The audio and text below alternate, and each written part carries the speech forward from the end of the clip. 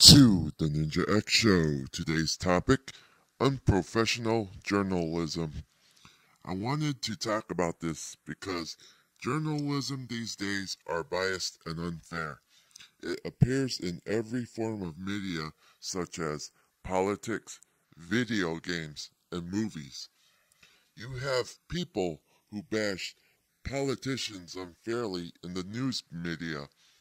It doesn't matter if the politician is Democrat or Republican, both get crucified at some level.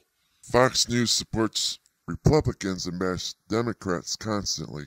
MSNBC supports Democrats and bashes Republicans constantly, but none of the news media ever supports independent candidates and ignores them on purpose.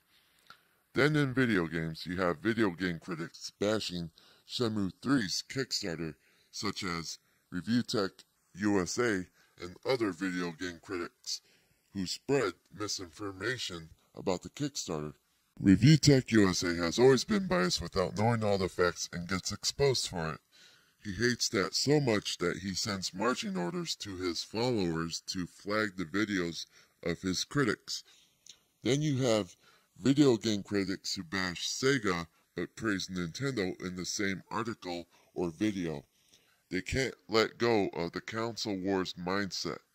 I guess it's because Sega was the first competitor to threaten Nintendo's dominance on the console market, which led to PlayStation dominating the market, and even Xbox was doing better than Nintendo, which angered a lot of Nintendo fanboys who want Nintendo to be number one in the console market, which now seems like it will never happen. They blame it all on Sega for lighting the fire on Nintendo, giving them competition.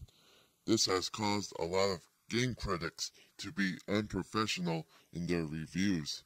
As for the movie critics, I have stated countless times in other videos about how unprofessional and biased movie critics are. They have no shame in bashing DC movies and yet praising Marvel in the same review. Similar to how video game critics bash Sega and praise Nintendo in the same review. Critics these days are very biased due to fanboyism. So how can a DC movie be so liked by the fans and hated by the critics? It's because those critics are biased. Same thing applies to video game critics and political journalists. They're all biased and it shows. Just look at how political journalists like Sean Hannity and Chris Matthews are biased.